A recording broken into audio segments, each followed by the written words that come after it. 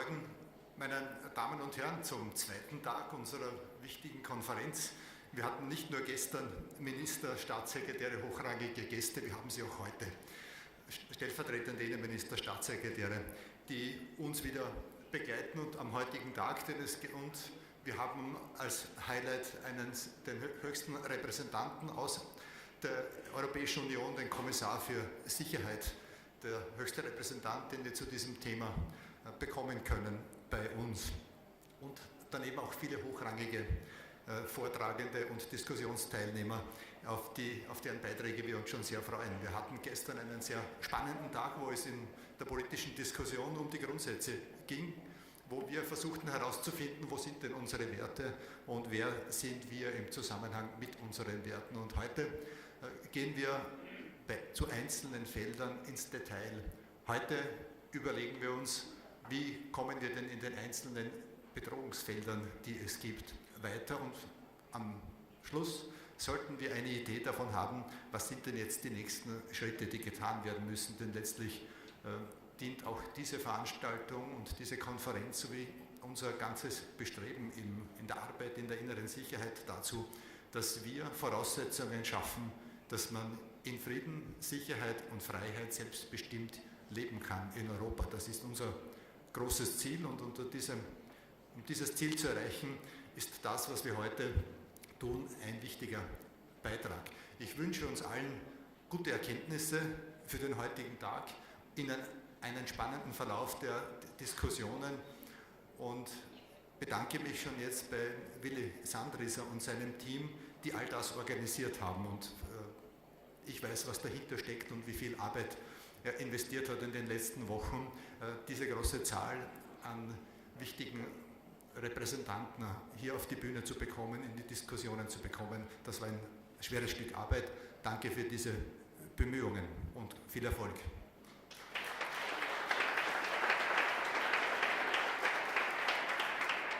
Herr Generalsekretär, vielen, vielen Dank für die Dankesworte auch im Namen von Willi Sandrieser. Ich darf Ihnen jetzt den Moderator unserer ersten Session vorstellen. Er ist im wahrsten Sinne des Wortes ein Medien-Tausendsasser. Er hat über 20 Jahre Praxis in Radio, Print, TV. Damit verbindet er die sogenannte heilige Dreifaltigkeit des Journalismus, und das in allen Positionen. Er war Reporter, Newsmanager, Chef vom Dienst, Moderator, Chefredakteur, und alle österreichischen Nachrichten, Diskussionssendungen oder Plattformen hat er moderiert. ZIP, ZIP2, Modern Times, Pressestunde, Ö3 und so weiter und so weiter. Mittlerweile ist er einer der gefragtesten Medientrainer und Berater des Landes. Er hat ein sensationelles Buch geschrieben mit dem Titel Wir kommunizieren uns zu Tode, und er selbst vergleicht Werte mit Erfahrungen und sagt, Erfahrungen sind erst dann etwas wert, wenn man sie weitergibt. Begrüßen Sie bitte jetzt auf der Bühne Gerald Groß.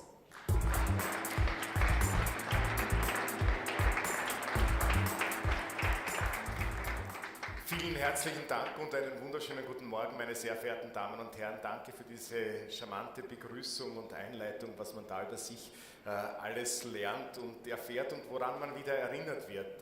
Mein Einstieg tatsächlich in der Zeit im Bild 2, die Sie erwähnt haben, in dieser Nachrichtensendung des ORF, war im Jahr 2001, und zwar im September 2001, zu einem denkwürdigen Zeitpunkt, meine Damen und Herren, 9/11.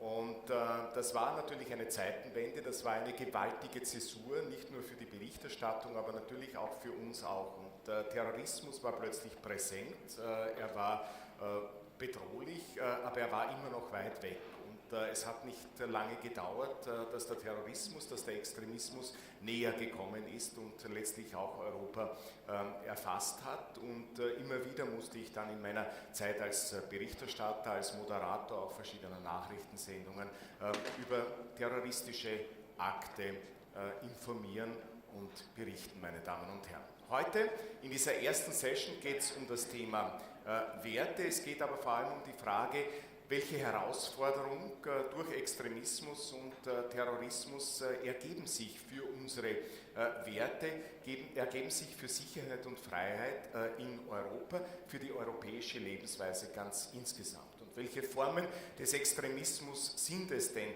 über die wir da reden? Und gibt es schon Extremismus, der sich äußert, möglicherweise, bevor er überhaupt noch gewaltsam wird? Und wie können wir ihn erkennen und wie können wir ihn, wie es heute bereits mehrmals geheißen hat, den Nährboden entziehen?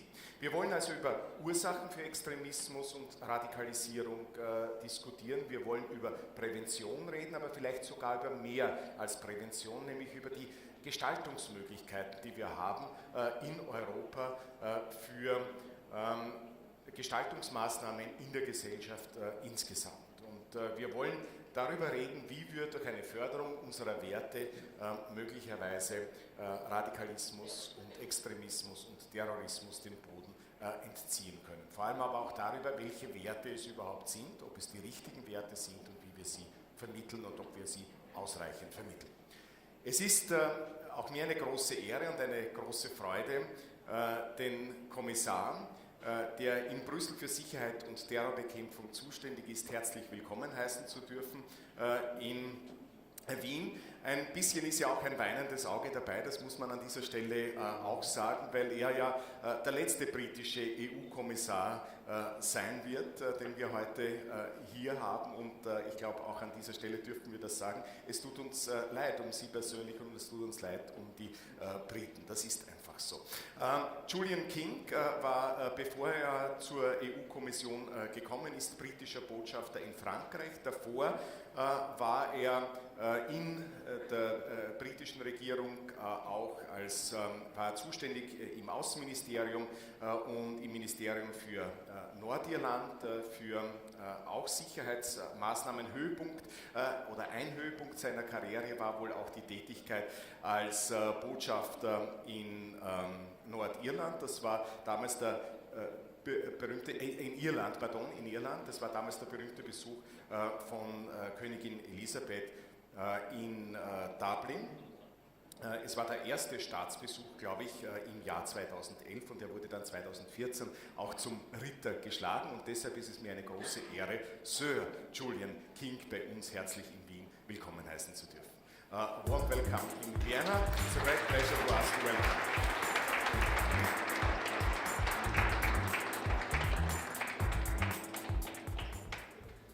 Well, thank you. Thank you for that welcome. Excuse me if for the next few minutes the spoken language on the stage is English, but it'll go quicker that way. It sounds like you had an excellent day yesterday. I think that today we're going to try and build on the foundations of your discussion yesterday and go into a little bit more detail about some of the practical challenges and indeed some of the proactive initiatives we've already taken, as well as looking ahead to some of the things that we need to get better at and to do more about.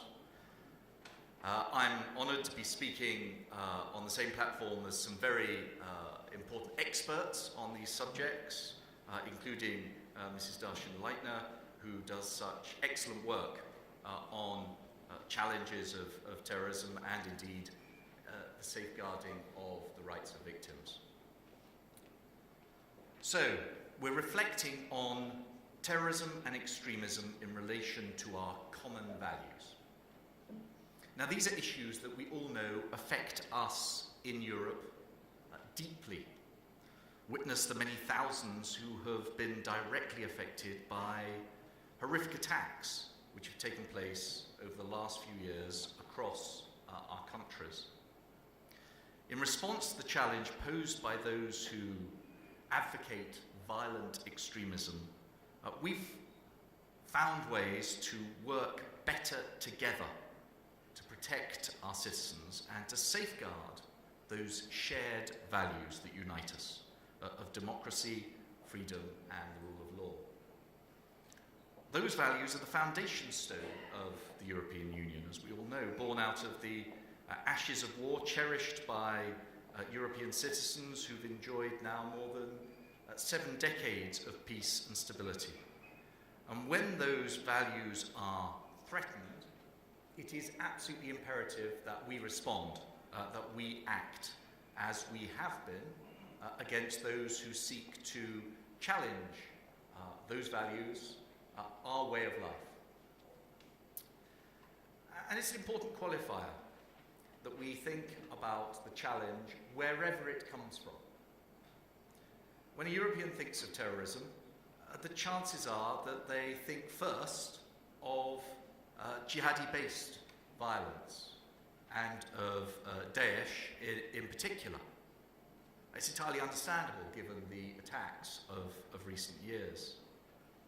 But our core aim is to tackle violent extremism of all kinds. And we have to remember that we've also seen an increase in the number of failed, foiled, or actual attacks by right and left-wing terrorists. Take, for example, the recent arrests of members of a far-right network accused of plotting to murder the French president, President Macron.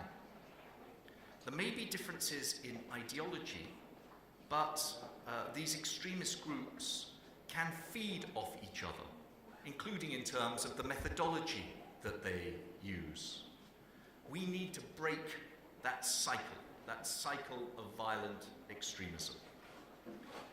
Over the past 2 years, we've worked to close down the space in which terrorists can operate by cracking down on their ability to travel to and within the European Union, to access weapons such as firearms or explosives, or to obtain funding.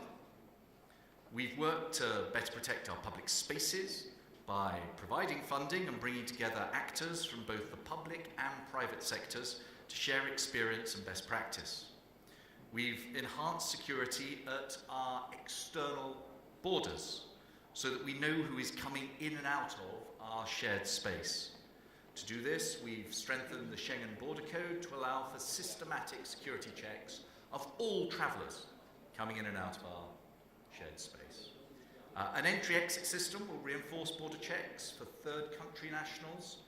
A European Travel Information and Authorization System, ETIAS, will gather information on those who intend to travel visa-free to the European Union to identify possible security and migration risks upstream prior to arrival. We've increased the use of the Schengen Information System, and we've strengthened the way it works, the largest cross-European law enforcement database. We're building our collective resilience by improving our information sharing systems to ensure that those on the front line, border guards, immigration officers, police, law enforcement, have the information they need when and where they need it to do their jobs to keep us safe. We've reinforced our resilience against the risks posed by chemical, biological, radiological, and nuclear materials, a danger which many of us thought had gone away, but which I'm afraid the recent events in Salisbury have brought very much back into focus. We've also worked on prevention, the challenge that we've already had spoken about this morning, tackling radicalization, the radicalization of vulnerable young people in our society, both on the ground in our communities and crucially online. I think this is absolutely vital work. There's been a clear trend over recent years, over the recent attacks, which have been carried out by individuals who never travelled to Iraq or Syria, but were homegrown. These aren't battle-hardened veterans returning from a conflict zone. These are vulnerable individuals, often young, who have been radicalized in our communities, sometimes literally in their bedrooms. And that's true of right and left-wing extremism as well as of jihadi extremism. Our efforts to tackle offline radicalization in our communities, are based around our work with frontline practitioners and experts through the Radicalization Awareness Network that's been in existence since about 2011. It's been supporting local practitioners, teachers, police officers, healthcare and youth workers, social workers, prison and probation officers, as well as faith leaders, by bringing them together, offering them support, enabling them to share their experience and knowledge. At the same time, we're working to reinforce the links between those frontline practitioners and public policymakers from governments and local administrations across the member states. We recently set up a steering board for union actions on preventing and countering radicalisation with those representatives of public authorities. And the first meeting, in fact, took place last month here in Vienna, with the aim of setting objectives for our work over the coming year, including on the role of ideology in radicalisation and how we can engage with religious leaders in developing counter-narratives, pushing back against radicalisation. Then there's our work to tackle online radicalisation. For me, this is absolutely essential. Terrorist content on the internet has played a role in every single attack on European soil over the last 18 months, 24 months, whether through incitement to commit an attack, instruction on how to carry it out, or glorification of the deadly results. Terrorist content has been detected by Europol across more than 150 different social media platforms. In the United Kingdom, the Home Office did a study that found that Daesh supporters were using more than 400 separate online platforms to push out their hate-fueled material in 2017. And I'm afraid there's an equally large amount of extreme right and left-wing material on the internet if you look for it. This terrorist content causes huge damage with every hour it remains online, and we have to do something about this. We've been working for some time on a voluntary basis with the platforms, but earlier this year we took a new step and we have brought forward a proposal for legislation to address this challenge. We proposed 3 new obligations: to make it mandatory for platforms to act within 1 hour when they receive a removal order from the police or judicial authorities who've identified a piece of illegal terrorist content online.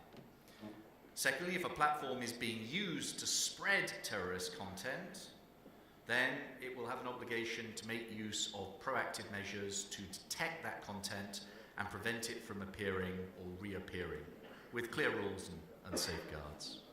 And third, all member states need to have a dedicated law enforcement capacity with the necessary resources to effectively detect such content and issue removal orders. Many member states have that already, but not all. There will be robust safeguards in place, including effective complaint mechanisms and provision for judicial recourse. We expect the vast majority of platforms will want to cooperate, but just in case, we do need effective sanctions. And that's why the possibility exists in the case of systemic failure to cooperate and comply with removal orders, that a hosting service provider might be fined up to 4% of their global turnover. Now, we proposed this legislation, this step, to take regulatory action because, frankly, while we saw progress working with the platforms on a voluntary basis, it just didn't go far enough, fast enough. And I have to say that I hope this isn't the case, but to date that's been rather a trend in our dealings with the social media platforms. We're seeing it to an extent in the work that we're doing with them on tackling mis- and disinformation, the famous fake news. Again, we're making some progress, but not yet enough, fast enough. And the challenge continues to develop and evolve very fast. For example, there's been a lot of coverage, which you will have seen, around the recent presidential elections in Brazil, where there are suggestions of widespread use of the messaging service WhatsApp to spread targeted pieces of dis and misinformation. So this challenge continues to change and evolve. Using the internet as a tool different forms of extremist ideology can spread quickly and efficiently without having to show their true form, hidden. It can disguise itself under a cloak of respectability, using channels over which sometimes the public authorities struggle to have direct control and oversight. And this is, I think, a significant and pressing challenge, including here in Europe for our political debates. And I'm thinking in particular of the series of upcoming elections across Europe, including the European Parliament elections next spring. Which is why we've taken steps to try and better guard against those challenges and those risks. We're seeking greater transparency, traceability, and accountability online. And we want to work with the big media platforms to help deliver this. Again, we're pressing them to work with us through a code of practice which we've just defined and published. There's no intention here to try and censor the internet, to try in any way to determine what is true or false, but we do want voters, citizens, to cast their votes with as much information as possible, in particular about who is behind, who's sourcing political adverts, who's sourcing lobbying material, and who's generating the opinions which we are seeing on social media. This has become more difficult in recent times, given the echo chamber of social media. The Cambridge Analytica case has illustrated again the potential impact of micro-targeting of political messaging and advertising. So we need to be a little bit careful about these tools, which were originally developed to sell us things, being misused in the market of ideas during our political processes and our political debates. To conclude, I just want to say a few words on what the EU is doing to help the victims of terrorism and extremism, notably with the Centre of Expertise for Victims of Terrorism, which we are setting up. With the Centre, we aim to develop guidelines and training materials for national authorities and for national victim support organisations to help meet the needs of victims of terrorist violence, of whatever kind.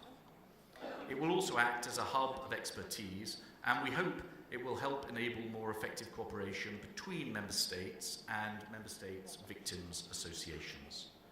Ultimately, it's those most directly affected by violent extremism, by acts of terror, who are best placed to attest the harm, the damage that it causes.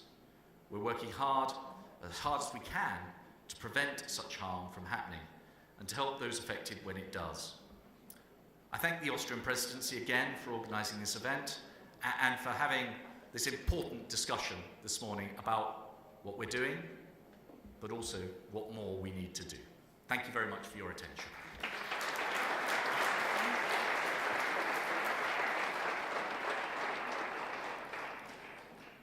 Mr. Commissioner, thank you so much for your speech, for your words. Thank you that you're here.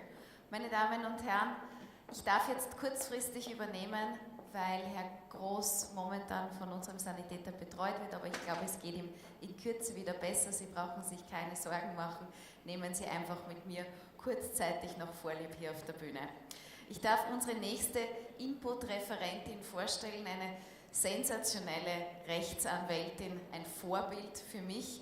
Sie ist israelische Rechtsanwältin, sie ist aber auch Menschenrechtsaktivistin und sie ist Gründerin des Shurat Hadin, eine Plattform, die rechtliche Unterstützung bietet, gerade auch für israelische Frauen, Männer, die aber auch eines tut, die den Rechtsstreit aufgenommen hat, und zwar gegen die Finanzierung des Terrorismus. Begrüßen Sie jetzt bitte auf der Bühne Frau Nitschana Darshan-Leitner. Bitte schön.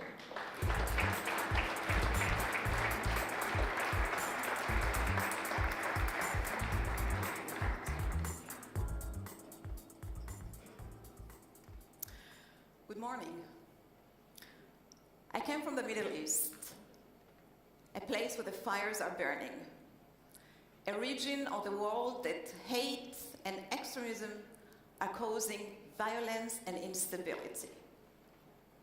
I come from Israel, a place where terrorism does not come to a halt, where every single day Palestinian extremists are trying to kill innocent people. Only this week, Hamas launched 500 rockets into our civilian areas, attempting to kill innocent people. We just happen to be in the front line fighting terrorism for 100 years because Israel is a country in the Middle East. But we learned sadly to know that in the past 2 decades, all these suicide bombings, drive-by shooting, ambushes have spread out to the United States and Europe. That in the past 3 years, all the stabbing attacks that we experienced in the street of Tel Aviv, in Haifa, in Jerusalem, all the lone wolf attacks, all the car rammings attacks have spread out to Brussels, to Paris, to Madrid and Istanbul. There is no surprise when you turn on the news, you'll hear about a terror attack. The surprise is that in open societies, you don't even hear about more attacks like this. And the issue is that the terror organizations are very creative, are innovative. They know how to pivot. You block them one way, they will find another way to go around it, to find a new venue. And this is true for ISIS, for Hezbollah, for Islamic Jihad. Therefore, modern societies, democratic states that need to challenge these terror organizations have also need to be creative, innovative. We need to pivot. And this is what we did in our organization in the past 15 years. Shurat ad-Din Israel Law Center has been established in the beginning of the Second Intifada in the year of 2000, when the blood was spilled on the street of Jerusalem, of Tel Aviv, and we realized that there is another way to fight terrorism. It's a way for the private sector. We understood that money is the oxygen to the terrorism, and if you want to stop the flow of the money, you need to stop the flow of the terrorism. So we started launching cases against organizations, against state-sponsored terrorism, against banks that provide financial services to terror organizations. Today we are representing hundreds of terror victims in lawsuits against the PLO, Hamas, Islamic Jihad, Hezbollah, against Iran, Syria, North Korea, against banks like Arab Bank, European banks, Chinese banks, Lebanese banks, and against the social media, Twitter, Facebook, and Google. We're fighting terrorism in court. And these cases have been tremendously effective. We won judgment for $2 billion so far. We were able to seize $600 million of terror assets, and we were able to collect more than $300 million that went to the hands of the terror victims. And let me tell you about one case, for example. El Abu Kassis was 17 years old when she was walking one day with her brother, 15 years old, coming back from a youth movement in Sderot, when the red alert went off. This is the alarm that goes on when the missiles are falling from Gaza. In Tel Aviv, you have 90 seconds to find a shelter. In Ashdod, which is a little bit southern than Tel Aviv, you have 60 seconds to find a shelter. In Sderot, which is right on the border of Gaza, you have 15 seconds to find a shelter. But she was walking down the street, it was a bare street, there was no building, no bus stop to hide underneath them. So the only thing that went into her mind is to protect her brother. She fell over her brother, she covered him. The missile fell right near their heads. Many shrapnels went into their both heads. She fought for 7 days on her life in the hospital. She died. her brother is disabled for life. We were asked if we can file a lawsuit against a major bank that provides financial services to Hamas at the time. We agreed. We filed a lawsuit in the United States, in the federal court in New York, and we recently won. Father Abel Abukassis called me up. He said, "Thank you for letting me fight back. Thank you for getting me my integrity back. I feel I'm no longer a victim." And this is what these cases do. They enable the victims to fight back. No money can bring back life, but money gives a measure of justice, a measure of closure to the terror victims. But this is not the end all, because as a result of this case, not only this specific bank shut down the accounts that they carried out for Hamas, but this lawsuit sent a shockwave through the international banking system that no bank agreed anymore to open bank account to a designated organization. No bank agreed to provide financial services to Islamic charity that identifies with the organization. And no bank agreed to operate in terror zones like South Lebanon, like Gaza. There is no banking system in Gaza anymore. This is why Hamas needs to bring money in cash, in suitcases, through money changers. But that caused Hamas a great deal of harm because they need to bring hundreds of millions of dollars into the Gaza Strip. They need to pay money to the population in order to send them to the border with Israel, to push them to infiltrate into the border, to sacrifice their life, to use them as human shields. They need to support the prisoners who are sitting in the Israeli jail. Every prisoner gets between $500 to $3,000 per month. Depends on the sentence they got, which depends on the number of Israelis they killed. The average salary in Gaza is $300. They need to support their military. They have tens of thousands of soldiers on a payroll on a monthly basis. And they need to keep digging these underground tunnels to bring missiles into Gaza, to smuggle them through the border. Hamas budget stands today on $1 billion. They need a bank to bring this money to the Gaza Strip. And every time they find a bank that agrees to transfer money to the hands of Hamas, we immediately go and file a lawsuit against this bank in the federal courts in New York. I would like to touch upon what my colleague spoke about before, which is the threat of the social media, of the internet. The attack in San Bernardino in the United States, where a couple went and killed tens of people, of their colleagues, and then admitted that they are members of ISIS without even meeting an ISIS person in their life, without going to Iraq or Syria. Yet, to contribute this attack to ISIS has happened only because of the social media. The terrorists of the Paris attack and the Brussels attack, which are the same terrorists, organized the attacks not by phone, not by emails, but by Twitter, by the social media. All the lone wolf attacks that happened in Israel in the past 3 years, teenagers that get a knife and go and stab Israelis, happen not because they got to know Hamas people or to know Islamic people, Islamic Jihad terrorists, because they were incited to go and do it on the social media. You'll find thousands of posts calling to kill Israelis, pages named Stab the Jew, videos illustrating how to stab, how to push the knife, how to twist the knife, what poison to put on the knife before you go and stab.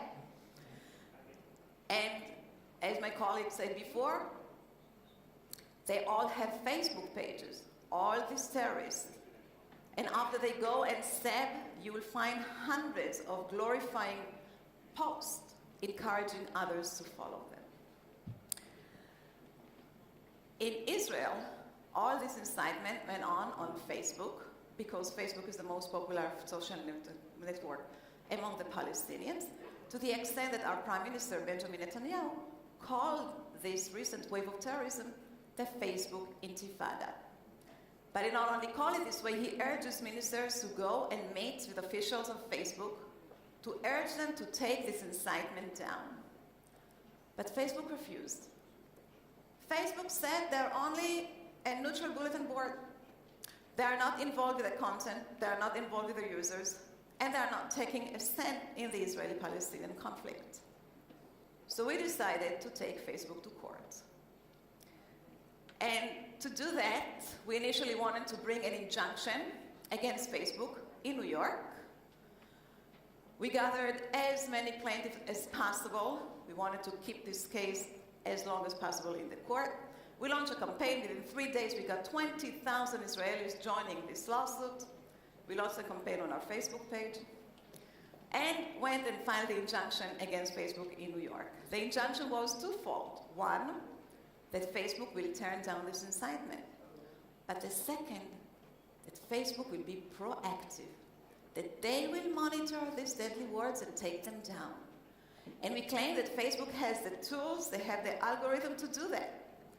The same way Facebook knows what type of coffee I drink in the morning, they can monitor this incitement and take it down.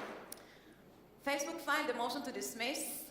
They said they were immune according to the Communication Decency Act.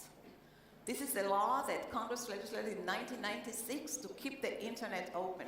It grants blanket immunity to social media servers on the internet from content. We filed our response and said, first of all, when Congress legislated this law, which was a well-intended law, they did not envision this sort of words that will cause people to go and kill. Such type of speech that causes a clear and imminent danger is not protected by freedom of expression. Second, we said Facebook is not a neutral bulletin board. They are very involved with their users, they are very involved with the content. They make billions of dollars from this commercial. They connect between people. They offer friendship. They offer to join groups. They are the one who connect between those who incite to kill to those who eventually go and do it. And lastly, we say Facebook does take a position, depends on what side. And to prove this, we opened 2 pages on Facebook, 2 identical pages. One page calls to kill Palestinians, the other calls to kill Israelis. And we posted identical posts with identical images, just with one difference. One's against Palestinians, the other against Israelis. And after 2 days, we asked Facebook to take down both pages.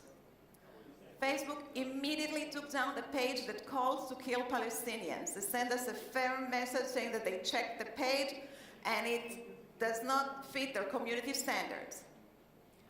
But they left the Israeli page standing. They sent us a message saying that they checked the page and it does not violate their community standards. But we know we have a problem. The Communication Decency Act in the United States grants blanket immunity to social media networks. Anybody can put anything they want on the social media servers and they will be immune. So we're looking to see if there are ways that Facebook could not be immune from, and we found it. It's aiding and abetting terrorism. In the United States, no American company is allowed to provide any sort of services to a designated organization. A bank is not allowed to open bank account to a designated organization.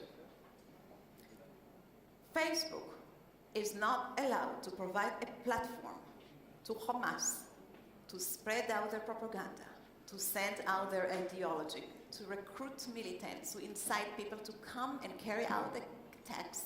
They cannot raise funds on Facebook. This is prohibited according to the Anti-Terrorism Act. It's a law from 1996 that prohibits any sort of material support to a terror organization, and it imposed criminal and civil liability on Facebook. Criminal liability is for the United States government to indict Facebook. Civil liability is for us to take Facebook to court.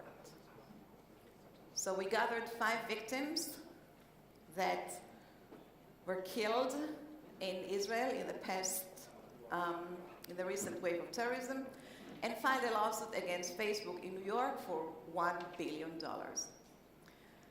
And this terrorism hits anyone, everywhere. One of the victims in this lawsuit is Taylor Force, an American 29-year-old student, a West Point graduate that came to Israel in the course of his school, in business school. He was walking on Jaffa in the second day of his mission, and a Palestinian terrorist stabbed him to death. One of the victims is a human rights activist, one that believed in coexistence. His name is Richard Lakin. He took a bus in Israel, in Jerusalem, when two terrorists from the Hamas boarded the bus, shut down the door, and started shooting towards all the people in the bus. They did not kill Richard, they just injured him, so they took a knife and finished the job. And one of the victims is Hallel Yafa Ariel. Hallel was a beautiful girl, blonde hair, blue eyes, an excellent student, a great ballet dancer. She was 13 years old. And one day she had a performance in her community, Kiryat Arba. She went with her parents, she danced. In the end of the evening, they had a competition, she won. And in the end of the night, they went back home to sleep.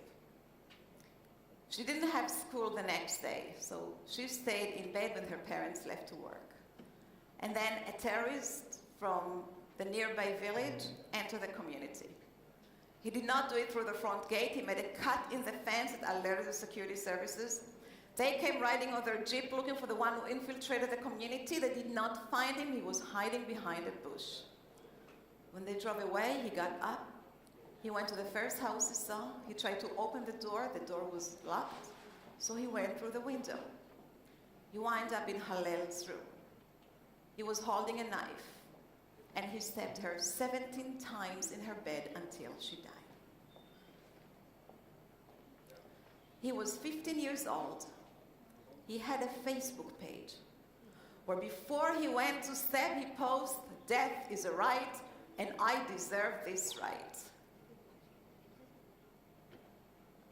We will not let Facebook sit in their ivory towers in Palo Alto when the blood is spilled on the street of Jerusalem. We will find them accountable. We will teach them that as a social media network, they have a social responsibility and they have to take this incitement down because words can really kill. And it's not only Facebook. As I said before, it's Twitter, it's Google. So we have lawsuits going on against these giants in the federal courts in New York on behalf of ISIS victims from the Paris attack, from the Brussels attack, from the Istanbul attack, teaching the social media that have social responsibility, that the terror organizations are using them as a tool that they never had before and cannot do without. This is only two examples of the cases we are litigating in Israel, United States, Europe, Canada, and everywhere. There are laws that enable us to fight the terror organizations and the extremists. We've been successful, but it's not for one organization to carry it out. It has to be a global effort. It has to be a team effort. It has to be carried out by organizations with the support of the governments around the world. Steve Jobs had a slogan for Apple: think different. We, the Western democratic states, need to create a slogan for the terror organizations: fight different. Thank you very much.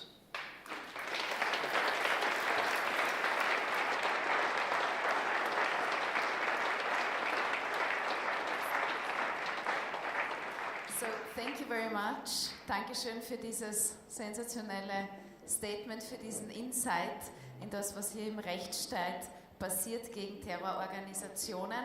Und ich darf Sie auf der Bühne behalten, Dankeschön, und darf jetzt tatsächlich auch ein bisschen weitermachen. We'll provide to you something for translation. Thank you so much. Danke. So, meine Damen und Herren, wir eröffnen die erste Panel-Diskussionsrunde mit einem wunderschönen Arrangement an Gästen und ich bitte jetzt zu uns auf die Bühne die Hauptberaterin des EU-Antiterrorismus-Koordinators Christiane Höhn. Bitte schön.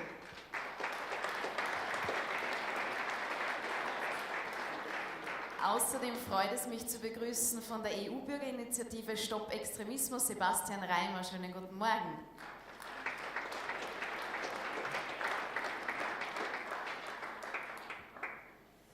Ich begrüße den Analytiker, den Hauptanalytiker in der Koordinierungsstelle für Bedrohungsanalysen zur Terrorismusbekämpfung Belgien, Matthias Biesemanns. Schönen guten Morgen.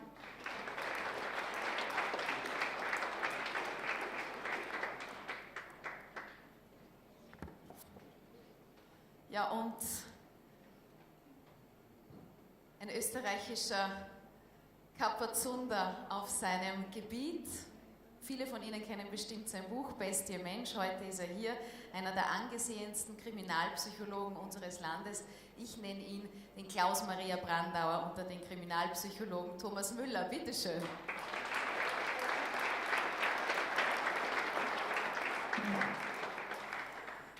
Guten Morgen, bitteschön.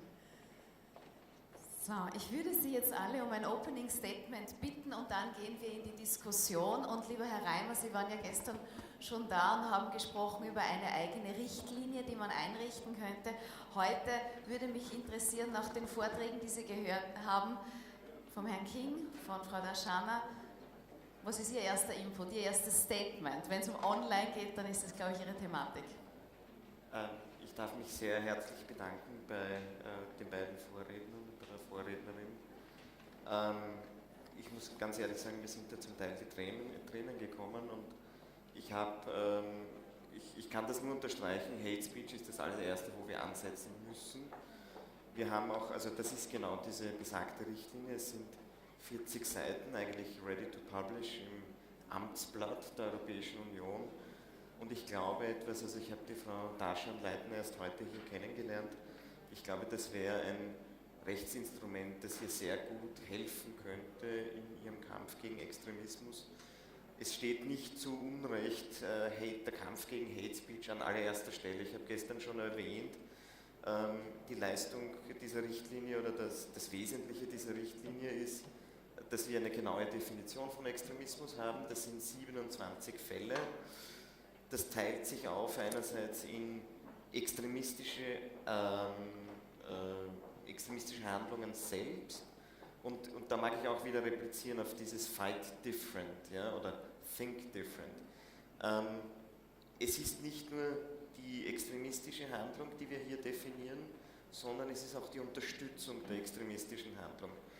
Mein Sinnbild, das ich hatte, war, der Extremismus ist wie ein Virus. Ja? Das bedeutet, er ist sehr flexibel, er breitet sich auf ganz vielen verschiedenen Wegen aus und kommt über verschiedene Wege in die Köpfe der Menschen. Warum ist es ein Virus? Es ist eine Krankheit für eine Demokratie, für einen liberalen Staat. Das Problem ist, die Wege sind sehr unterschiedlich, wir können das nicht kontrollieren oder wir tun uns sehr schwer, das zu kontrollieren, genau wie bei einem Virus. Was müssen wir machen? Wir müssen Antikörper dagegen bilden. Eine normale Verkühlung ist jetzt für einen gesunden Menschen kein Problem. Man sollte aber eine Grippe nicht unbedingt übertauchen. Man weiß, was mit Herzmuskelentzündung passieren kann. Und genauso sehe ich das auch mit Extremismus. Es gibt ein Stadium, wo man das noch sehr gut bekämpfen kann. Wenn das eine kritische Masse überschreitet und weite Teile der Bevölkerung erfasst, wird man das wahrscheinlich nicht mehr eindämmen können. Und mit diesem Beispiel des Virus, dass man sich dran heftet wie ein Antikörper, ist auch von diesen 27 Tatbeständen sind auch etliche dabei, die Unterstützung sind. Das heißt, Unterstützung durch mediale Plattformen geben, das wäre genau diese Google- oder Facebook-Sache, Unterstützung geben durch Finanzierung, Unterstützung geben durch Informationen oder Zusammenarbeit. Was noch dazu kommt, wir haben, wie gesagt, neben den Strafen, das habe ich gestern schon erwähnt, die sind gleich wie bei der Datenschutzgrundverordnung, also bis zu 20 Millionen Euro oder der 10-fache des für Extremismus investierten Betrages. Das sind Geldstrafen, aber Es gibt noch, und das wäre jetzt für die Frau Darschan-Leitner auch sehr interessant, es gibt aus dem Antidiskriminierungsrecht, das schon geltendes Recht ist in der Europäischen Union, haben wir dort Instrumente übernommen wie eine Beweislastumkehr. Das, was auch gestern immer wieder gesagt wurde, der Vater, der daheim die Kinder terrorisiert, und wie gesagt, dieser gesamte Entwurf ist nicht auf den Islam gemünzt, das ist komplett neutral. Ja. Das trifft den christlichen Vater, der seine Kinder schlägt, oder den atheistischen Vater oder den sonstigen extremistischen genauso. Ja.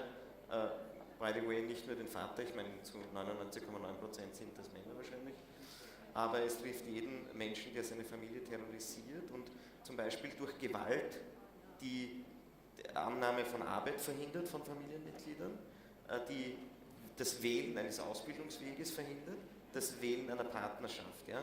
Das ist hier drinnen mit einem Mindestschadenersatz von 4 Medianjahresgehältern und einer Beweislastumkehr sanktioniert, wie wir es aus bestehendem Recht kennen. Vielen Dank.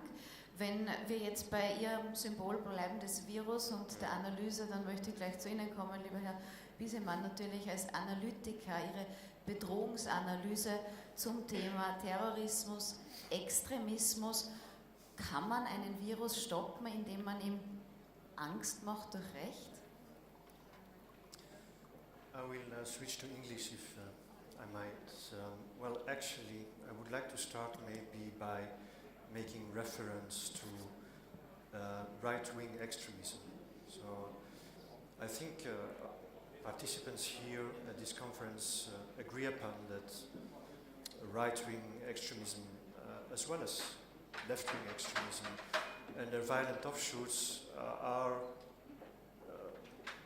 posing a threat, or at least ideologically and security-wise in certain member states, a challenge to our open, democratic, pluralistic societies. Now, if we put ourselves within the perspective of the Middle East, contemporary Middle East, or let's say Islamic world, here you see that within Arab academic research by Arab sociologists, political scientists, Salafism has been defined and categorized as extreme right-wing extremism. I'm just saying this because we shouldn't be too naive on dismaying Salafism as just a kind of articulation of pious religious practice. No.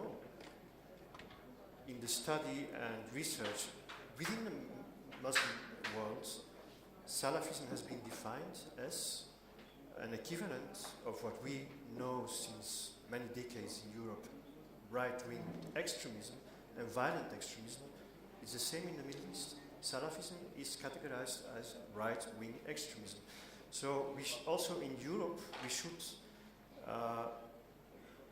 take it seriously and look much more into this massive Salafist conceptual framework that is flooding the religious markets within our own Muslim communities.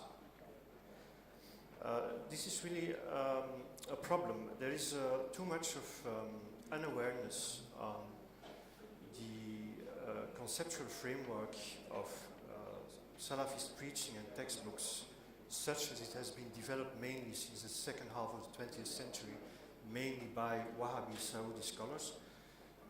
It is an ideologization of religion and instrumentalized since the 20th century systematically by regional actors, mainly in the Gulf and Saudi Arabia, to underpin their own geopolitical ambitions.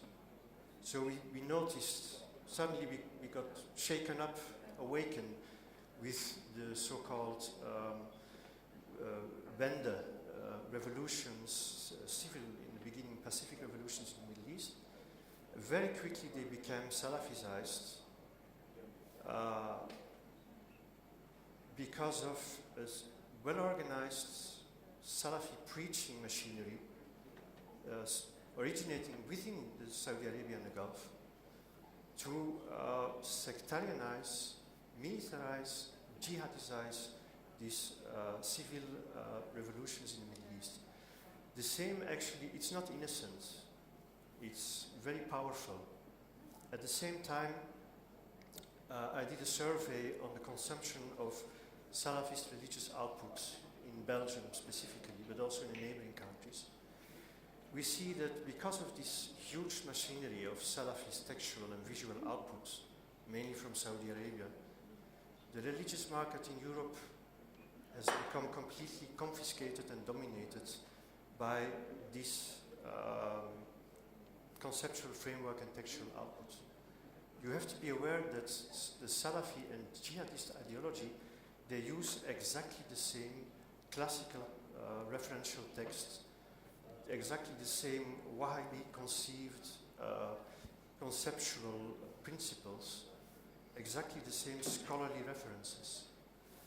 Now, this is becoming for especially our young Muslims in Europe one of the main sources of religious knowledge. And so we should be more aware of that. At the same time, as Europe, we should think of a more concerted way of putting to accountability the Ministry of Islamic Affairs in Saudi Arabia, the Saudi Wahhabi establishment, on the material that they are disseminating massively towards Europe and elsewhere in the world. So we should be more proactive in analyzing the phenomenon and responsibilizing the authorities in the Gulf. Thank you very much. Ich möchte ganz kurz weggehen von diesem bereits militarisierten Extremismus. Ich sehe, sie hält es gar nicht mehr am Sessel. Inwiefern bedroht uns der noch gewaltfreie Extremismus? Yes, many thanks, and thanks to the Austrian presidency also on behalf of Gilles de Kerkhoff, the EU counterterrorism coordinator, for organizing this important conference. When, after the Charlie Hebdo attacks in Paris in early 2015, the heads of state and government of the EU gave the roadmap of what they want the EU to do on the fight against terrorism, one of the three priorities they called preventing radicalization and safeguarding values.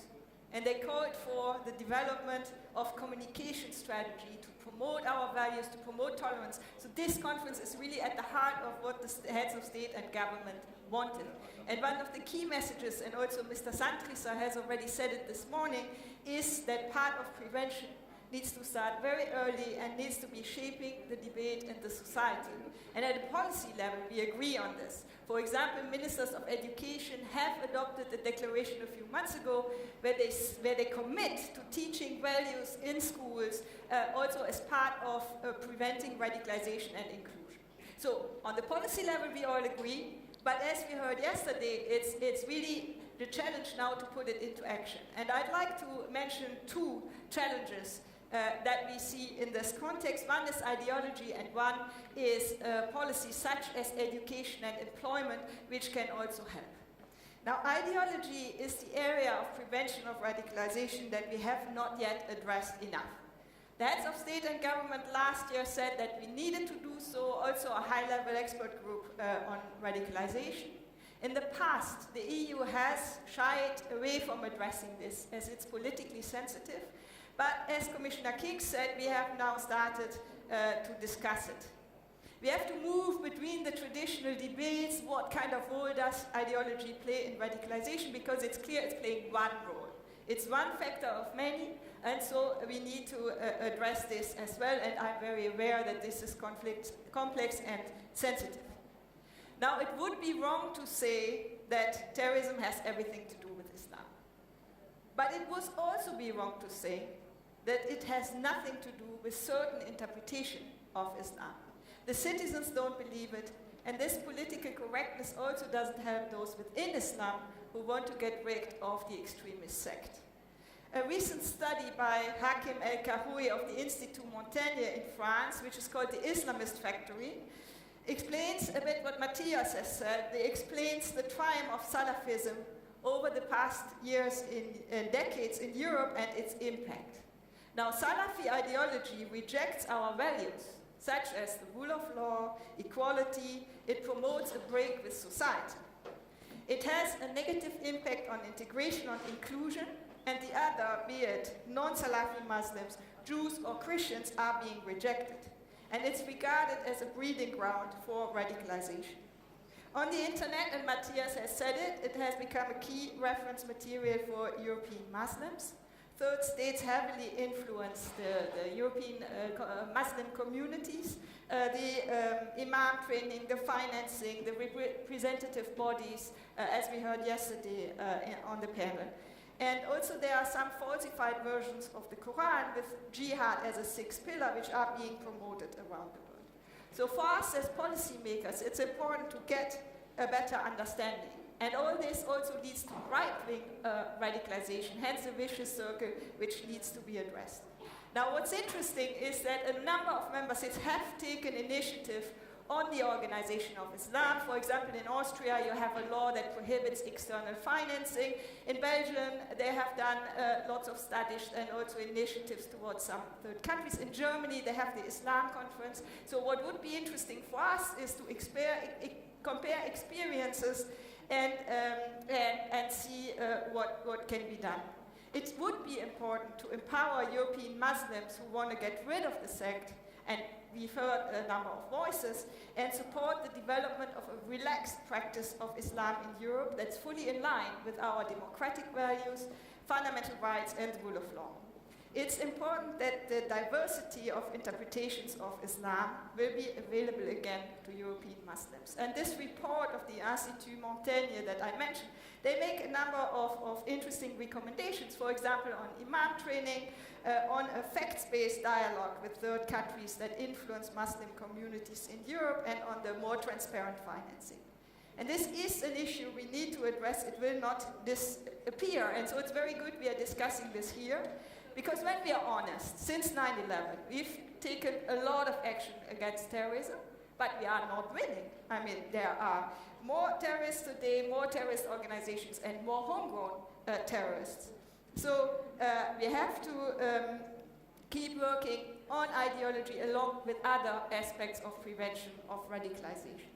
And the final point on this, Hakim El-Kahoui writes in his recommendation that this is also a European issue, that the European Union should take a closer look at the Islamist reality, that we might, promote programs that could have theological debate on conflicting issues. And they say, and it's good, it's in the interest of European Muslims to escape the grip of countries of origin and escape Islamist control. And it's also in Europe's interest, given how common and central the question of Islam and the fear created by this religion have become in the continental political debate. And just very quick on the second one, the heads of state and government also have said we should use our education policies, employment, social, to create opportunities for young people, vulnerable people in communities that are maybe disadvantaged, or for recent immigrants. The European Union has a lot of funds on this. The Commissioner for Education has started to take initiatives such as a virtual Erasmus with students in Muslim countries and Europeans. There are some member states who are mobilizing, for example, the European Social Fund for rehabilitation programs in prison. But this has a lot of untapped potential. There is a lot of money, and the member states, which can decide where they want to spend it for, they could really use this pot and with European Union help have initiatives that come on the ground. Vielen, vielen Dank. Vor allem interessant Ihre Aussagen im Zusammenhang mit den Aussagen von Frau Adasch gestern, die eben gesagt hat, dass die Goethe-Moschee, die eigentlich diese Werte fördert, diese Bildung übernimmt, aber dann dafür ist kein Geld und die werden sogar quasi, wie sie hat gestern gesagt, ihr wird sogar in den Rücken gefallen. Also genau der andere Weg in die andere Richtung. Herr Müller, Sie als Kriminalpsychologe sprechen mit den Schwerverbrechern unserer Zeit und dann ist so der erste Frageansatz war von mir jetzt, was tut jetzt der Kriminalpsychologe da bei Extremismus und Terrorismus? Aber es ist ganz, ganz klar, weil einerseits redet man über die Lokale, die Plätze, wo Ideologien weitergegeben werden Sie blicken aber weiter in die Seele. Was ist denn in der Seele solcher Menschen los? Wo könnte man hier ansetzen, um Terrorismus, um Extremismus zu verhindern?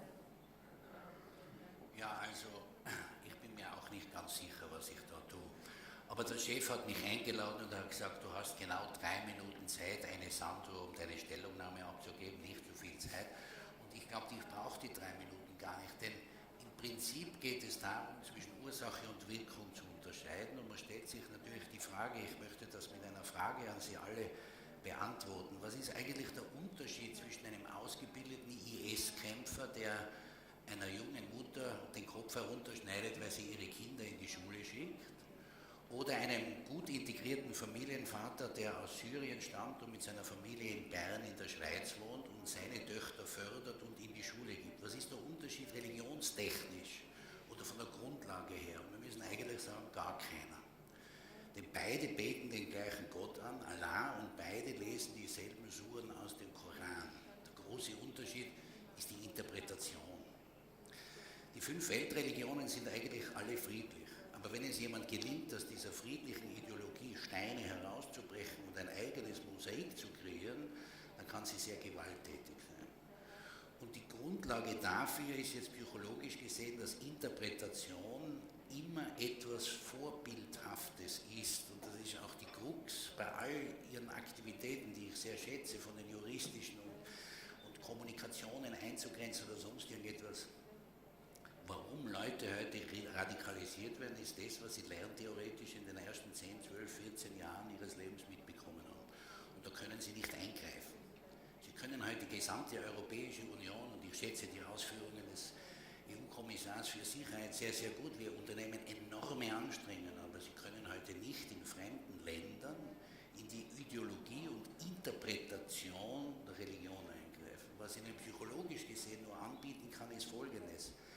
Wo greifen denn diese Informationen und Hassparolen? Würde jetzt irgendjemand über Twitter oder Facebook in diesen Kreis eine Hassparole hineinschicken, würden wahrscheinlich alle auf Delete drücken, weil es uns nicht interessiert und weil wir andere Dinge zu tun haben. Sie möchten das gut moderieren, wir alle möchten eine gute Stellungnahme haben, der andere möchte seine Arbeit gut machen, ein gutes Gutachten schreiben. Das hat also damit etwas zu tun mit ihrer eigenen Wertschätzung. Wie wichtig bin ich im Zusammenhang mit anderen Menschen? Und wenn diese Wertigkeit gegeben ist, greifen diese Parolen nicht. Und jetzt müssen Sie einfach nur ganz kurz wissen, um eine Sanduhr dick, der Willi schaut schon noch ein paar Sandkörnchen, dass ich Ihnen sage, Ihre Wertigkeit, Ihre, meine, die Wertigkeit der deutschen Bundeskanzlerin Angela Merkel steht auf 3 Säulen. Ihrer beruflichen Tätigkeit, sind Sie erfolgreich? Rufen Sie Opfer an und sagen, Sie haben eine gute Tätigkeit gemacht, ich bin Ihnen dankbar, oder sind Sie nicht erfolgreich? Sie heben Ihre Wertigkeit, indem Sie aus der Interaktion mit anderen Menschen außerhalb des Berufes Wertschätzung erhalten, in der Ehe, in der Beziehung, in der Partnerschaft, der gesamte Bereich der Sexualität fällt hinein. Und der dritte Bereich, und das ist sehr wichtig, Sie heben auch Ihre Wertigkeit, indem Sie Entscheidungen ausschließlich für sich selbst machen, ohne an andere Menschen zu denken. Nehme ich mir die Zeit, einmal ein gutes Buch zu lesen, bin ich mir wichtig genug, dass ich ein bisschen was sportlich oder sonst was mache für meinen Körper. Das Entscheidende ist, diese 3 Dinge zusammen ergeben 100% Ihres Selbstwertgefühls. Gefährlich wird es dann, wenn eines dieser 3 Bereiche mehr ist als die Summe der beiden anderen. Und wenn dort dann etwas passiert, ist es ganz einfach für irgendjemand, der sagt, du bist wichtig. Und jetzt machst du etwas, was eigentlich illegal, unmöglich ist, wo jeder von uns sagen würde, wir machen das nicht, weil ich ihm Wertschätzung gebe. Vergessen Sie nicht, die Ideologen des Islamischen Staates haben es sehr gut verstanden, die Ideologie wie einen gigantischen Staubsauger über die ganze Welt drüber zu schicken und Menschen einzusaugen, die in ihrer Wertschätzung relativ weit unten waren. Und wenn Sie in der Geschichte nachschauen, haben es die Ideologen der SS genauso gut verstanden. Da gibt es hervorragende Beispiele, wie den Josef Blösche zum Beispiel, einen ganz einfachen, biederen, introvertierten, eine schwache Persönlichkeit, die von den SS-Leuten langsam herangeführt worden ist und zum Schluss ist er der Schlächter des Warschauer Ghettos gewesen. Und man sagt ihm nach, dass er selber eigenhändig ein paar hundert, wenn nicht ein paar tausend Leute umgebracht hat. Das heißt, Sie können, wenn Sie die Schwäche eines anderen Menschen erkennen, durch gezielte Information aus ihm etwas machen, was er sonst freiwillig nie machen würde. stelle eine gewagte These auf. Ich glaube, der Herr Sandrieser hat das am Anfang auch wissen wollen. Kann ich das umdrehen und zu meinen Gunsten nutzen, wenn ich sage, ich stärke die europäischen Werte und vermittle die mehr? Kann ich damit was bewirken? Also es wäre vermessen, ich bin nicht in der Position, Ihnen eine Antwort auf diese Frage zu geben, aber bei den hochkomplexen Fragestellungen in der Geschichte der Menschheit ist es nie so gewesen, dass wir eine Antwort gehabt haben. In der Regel müssen wir an vielen kleinen Schräubchen drehen, um sagen zu können, die Gesamtheit ist mehr als die Summe der Einzelheiten. Und alle Bestrebungen, die hier unternommen werden, sind unglaublich wichtig. Das Einzige, was ich Ihnen psychologisch dafür anbieten kann, Sie müssen zu diesem Staubsaugereffekt, wo Sie Leute, die in ihrer Wertigkeit abgesunken ist, eine Gegenbewegung starten. Wie könnte das passieren? Naja, ich habe die Antwort nicht, sonst würde mir der Präsident Willi vielleicht 8 Minuten geben, ja, und nicht 3. Ich habe sie nicht, die Antwort. Aber ich möchte Ihnen ein Beispiel geben. Das ist jetzt, Sie dürfen den Vergleich jetzt nicht falsch verstehen. Er hinkt natürlich. Aber wir haben vor ein paar Jahren in Österreich und in anderen Ländern ein riesiges Problem gehabt, dass sich junge Menschen im sogenannten Komasaufen wiederfinden. Die haben irgendwo bei Veranstaltungen, haben sie sich sinnlos Alkohol eingeschüttet und sind dann in Notfallaufnahmen gewesen, weil sie sich vergiftet haben. Und man hat damals lang diskutiert, wer die Ursache dafür ist. Man hat die Wirte dafür verantwortlich gemacht, man hat die Menschen dafür geahndet, die Lehrer hat man dafür verantwortlich gemacht. Und irgendwann ist man zu mir gekommen und hat gesagt, aber was sagen denn Sie dazu? Und ich habe gesagt, ja, meine Frage, wo sind denn die Eltern? Wo sind die Eltern, die das machen? Und habe den Spieß umgedreht und dann ist ein namhaftes Medium zu mir gekommen und hat gesagt, Herr Müller, können Sie einen Leitartikel schreiben für die jungen Menschen? Und ich habe es probiert, eine Gegenbewegung zu machen und habe gesagt, wissen Sie, ich finde es toll, ihr trinkt so viel Alkohol, dass ihr umfallt, ihr seid cool, ihr seid toll, aber aus meiner subjektiven Sicht als Kriminalpsychologe ist jemand wirklich cool, wenn er jetzt in der Zeit in ein Gasthaus reingeht und einen Kamillentee bestellt. Und Sie glauben nicht, wie viele Mails, Briefe und Anrufe ich von österreichischen Wirten bekommen habe, die gesagt haben, wir haben noch nie in unserem Leben so viel Kamillentee verkauft wie jetzt. Das kann man nicht vergleichen, aber wenn Sie den Menschen, die in ihrer Wertigkeit abgesunken ist, irgendetwas anbieten, was kräftiger ist als das, dass ich sage, bring jemanden um, hilf mit, eine Rakete durch einen Tunnel zu bauen oder schieß irgendetwas ab, bring irgendjemanden um, dann können Sie vielleicht als ein zusätzliches Hilfsmittel etwas geben. Vielen Dank. Vorbildwirkung. Ich pick jetzt das heraus, dass es darf nicht nur eines sein, sondern es ist die Macht von vielen, was passiert. Eins hat der Herr Biesemann geäußert, Mrs. Darshana, I would like to ask you, because Mr. Biesemann said what we have to enhance is speaking to the governors, the leaders of Saudi countries. What do you think about that? That would be a great idea if you can really approach them and try to change the curriculum in school or what the broadcast in the media, because in the end, it looks like in Muslim countries or like Saudi Arabia or Qatar or others, the education and the media are controlled by the government. So, who dare say so, they can change it. The question is if they really want to.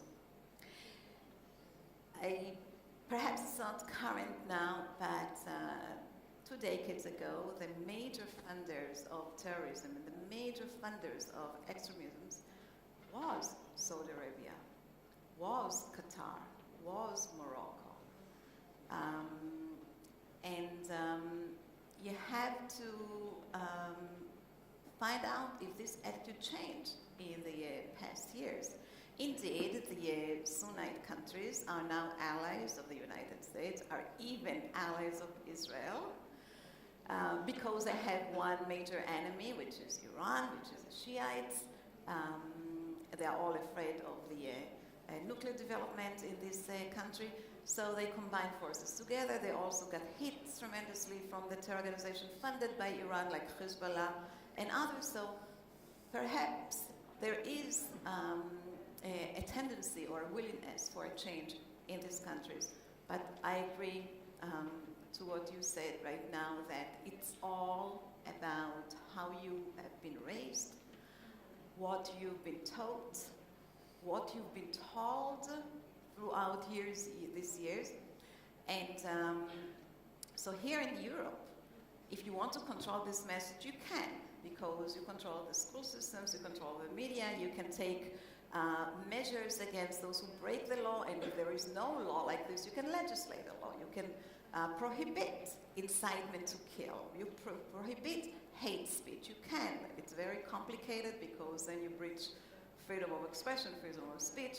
So you have to find a very delicate balance, but you can do it. The problem is with the people who immigrated to the country with ton of loads of hatred that came with from the countries that they came from. And this is certainly, if you can approach as leaders of these Muslim countries and change it, that would be great. There is no question that the reason in Israel you cannot start a negotiation or a conversation with the Palestinians is because they were raised to hate. And if there was a way to change these components, there would be a start of a negotiation. Ich spiele da an den Herrn Reimer die Frage weiter. Gibt es eine Möglichkeit, etwas zu ändern im Blickwinkel dieser Menschen, dieser Führer, wenn man jetzt die sozialen Medien berücksichtigt, oder welche Gesetze sollte man einführen, damit das möglich ist? Ich glaube, dass da schon langsam auch ein Aufwachen stattfindet. Also wenn ich das richtig gelesen habe, heute im Ministerrat kommt ja auch eine Novelle des Symbolgesetzes. Das ist schon einmal, ich habe diesen Begutachtungsentwurf durchgelesen, das ist sehr interessant, weil das, glaube ich, die bisher vertiefteste Auseinandersetzung mit der Muslimbruderschaft in Österreich ist, und es werden dort auch Symbole zum Beispiel der Muslimbruderschaft verboten. Das ist sehr wichtig, auch wenn jetzt landläufig die meisten die gar nicht so als gefährliche Organisation einstufen würden. Warum ist das wichtig? Weil das ist so ein Enabler-Netzwerk, das weltweit und global sehr gut funktioniert und verschiedene Stufen der Verbindungen zu Institutionen in allen Regionen der Welt anbieten kann und auf der einen Seite sozusagen in die Zivilgesellschaft hineinreicht, auf der anderen Seite hin wirklich zu den radikalen Netzwerken, die dann tatsächlich die Leute umbringen. Man darf nicht vergessen, dass ja auch Osama Bin Laden auch ein Kind dieser Organisation war, und was dann sehr bedenklich für Österreich auch ist, wir haben zum Beispiel jahrzehntelang ein Buch im islamischen Unterricht gehabt, das Erlaubte und Verbotene im Islam. Das ist auch von einem bestimmten Herrn Yusuf al-Qaradawi geschrieben worden, ja, der Katari ist, immer eine sehr starke nahe Beziehung zur Muslimbruderschaft gehabt hat. Und wir hatten das jahrelang und jahrzehntelang in unserem Unterricht.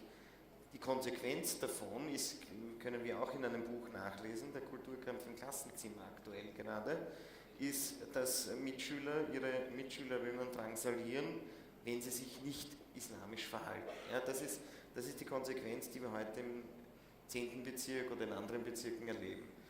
Ich glaube, dass da mit Gesetzen leider, also ich bin jetzt kein Freund von einem Verbotsstaat, das kann für mich nur die Ultima Ratio sein, also das ist auch aus grundrechtlicher Sicht, kann das nur die letzte Konsequenz sein. Nur wenn es nicht mehr anders geht, darf man vor dem nicht zurückschrecken, und dann sind Verbote natürlich gut, weil sie die Freiheit der anderen schützen.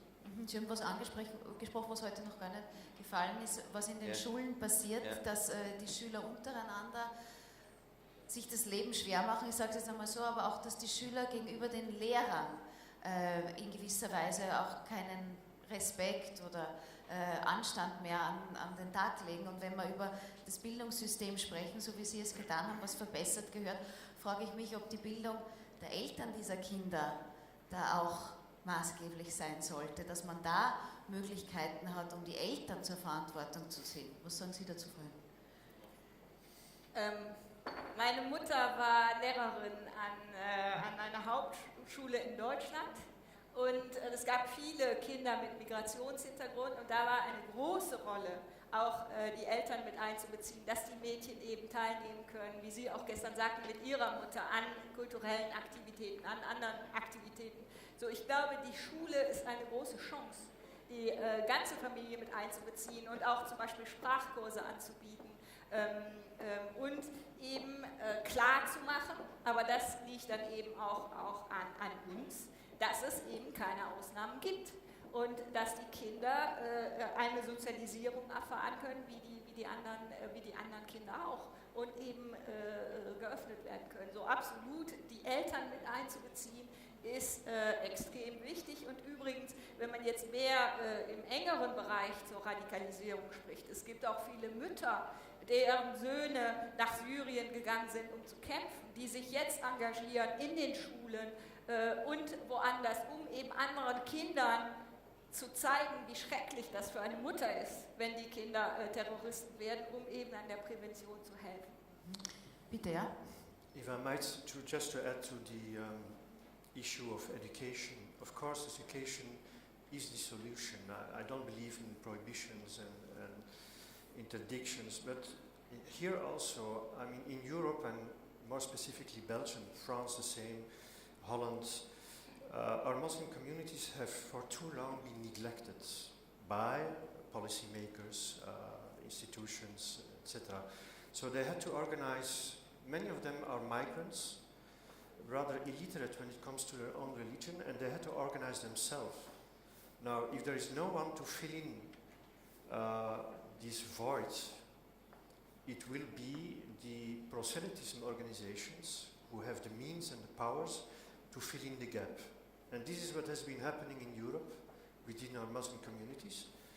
So the majority of the educational material, manuals, textbooks are Salafi or Salafized in such a way that it has become very difficult for a young Muslim who righteously is seeking to enhance his religiosity, which is a good thing, to not become influenced by this Salafi conceptual framework, which again is completely at odds with our common European values and fundamental rights.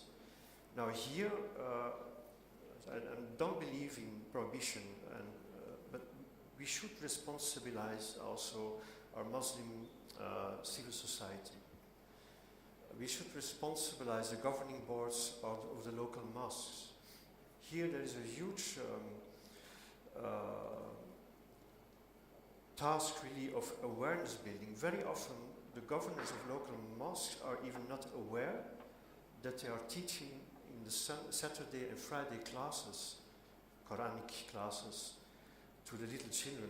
Every Muslim, practicing Muslim family sends his children Saturday and Friday to the local mosque for instruction. They even are not aware that they are transmitting a Salafist conceptual framework. So there is a lot of awareness building to do within the Muslim communities and referential authorities in Europe. Maybe we should start with that, giving progressive voices within Muslim civil society a platform, supporting them to enhance a bigger awareness on the values and religious knowledge that is nowadays is very pre-modern, patriarchal from a very faraway world that they are transmitting to our youth here in Europe. Thank you very much, and consider the material they are teaching from for the future. So, thank you very much. Vielen Dank für alle Inputs. Ich versuche zusammenzufassen, aber Sie merken selbst, es ist das, was Herr Müller gesagt hat. Es gibt so viele Ansätze, die man nehmen muss, so viele Dinge, die zu berücksichtigen sind, aber das große Ganze ergibt dann die Lösung und die Lösung sollte schnell gefunden werden. Es ist bestimmt die Bildung in den Schulen, aber sehr klug auch natürlich das Material, mit dem gearbeitet wird, was unterrichtet wird. Es ist auch in unserer Obliegenheit zu schauen, was hier verwendet wird und Verbote. Ich glaube, Herr Reimer, Sie haben gesagt, Sie sind nicht für Verbote, aber es muss Punkte geben, wo Verbote ausgesprochen werden können. Ganz, ganz klar. Thank you so much for your great work. Also auch zu berücksichtigen, was online los ist. Google Social Media insgesamt, Twitter, Facebook, das nicht unkontrolliert aufzunehmen und auch weiterhin an dieser Stelle ein großes Dankeschön an Sie, dass Sie diesen Kampf als David gegen Goliath aufgenommen haben, gegen diese Riesen und sehr, sehr erfolgreich damit sind. Herr Müller, vielen Dank für Ihre Analyse, danke fürs Kommen und damit bedanke ich mich bei Ihren Panelisten und würde den Herrn Sandrieser aber trotzdem noch einmal zu uns auf die Bühne bitten, wenn er soweit ist. Mit einem Applaus, bitteschön.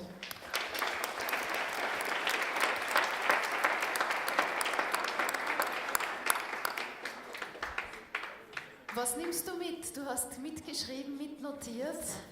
First of all, I would really like to thank you very much, Silvia, for taking over, and I hope Gerald will be better soon, so we're taking care for him. Thank you much. You did it in a perfectly. You can see once again the Vienna process. What are we doing within the Vienna process? Within the Vienna process, we are discussing topics like we just discussed them. How to remove the breeding ground of extremism and terrorism. And of course also other topics and key challenges which are to our understanding key challenges for a more proactive, more integrative security union. Like how to guarantee digital security, meaning more than cybersecurity, because we are living in a digital world and should therefore take into consideration all digital products and services. And we have defined some other core challenges. One of them is how to promote and better protect our values, European values, or universal values, as we also heard yesterday. Now, what is the intention? Until the end of the Austrian Council presidency, we'd like to prepare a program, and it will include all the different elements of the topics we just discussed. We started to discuss them before our presidency, and before our presidency, we discussed these topics with several council presidencies, those before us and those following us, until Germany, and in a second step, until France 2022. And now we are discussing within the Vienna process such fundamental challenges in the format of all 28 member states, and we try to include our partners, e.g. from the Western Balkans. So what have we learned as a presidency from this session? First of all, we have once again heard about violent forms of extremism and terrorism, which are threatening our freedom and our security more and more here within the European Union, and unfortunately every day, as we heard from Nitzana Dashan-Leitner, in Israel. In Israel, a country with whom we share common values. Therefore, as Nitzana Dashan-Leitner said, we should be more creative, like terrorist organizations are. We have to fight back.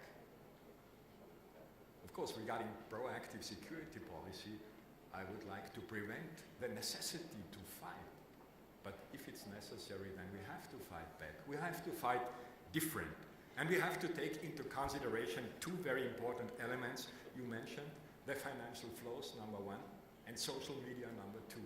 Our commissioner told about what we are intending to achieve during our council presidency as regards terrorist online content. This is an important step, but it's not enough.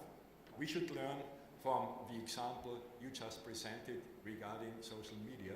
We should learn also from this example within the European Union. Number three, when it's about the breeding ground, it's about, and Thomas explained it in a perfectly way, it's about self-esteem. And now the question is, and the question was yours, Silvia, could we do something by promoting European values? I think these two elements are interlinked. Because if we were able, as our heads and states of government asked us, and you refer to it, to better explain the added value of life in free and open societies to our young people, then this would mean more self-esteem for them. And we should bring things down to earth, not just talk about it. In 2015, we organized a workshop, Austria at that time, together with the Fundamental Rights Agency, on how to better promote and communicate the added value of European values. I think there's still room for improvement. We have to become active, more operational in that context. And then, thank you, Susanna, for mentioning the shaping element. Because security policy, of course, has to mean reaction to threats which are threatening us, prevention, but both are not enough because both are threat-oriented. So it's also about shaping our common future, our life in freedom and security. And you mentioned ideology. We should deal more than we did before with ideology.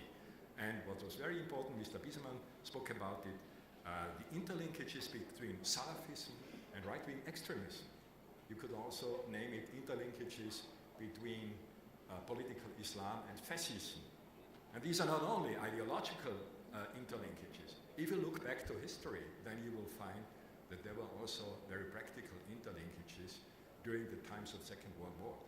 So we should have a look into these ideologies more than we did before. And this is already then the topic for our next discussion, political Islam, and we're looking forward to the discussions there. And thank you all very much for your contribution. Thank you so much.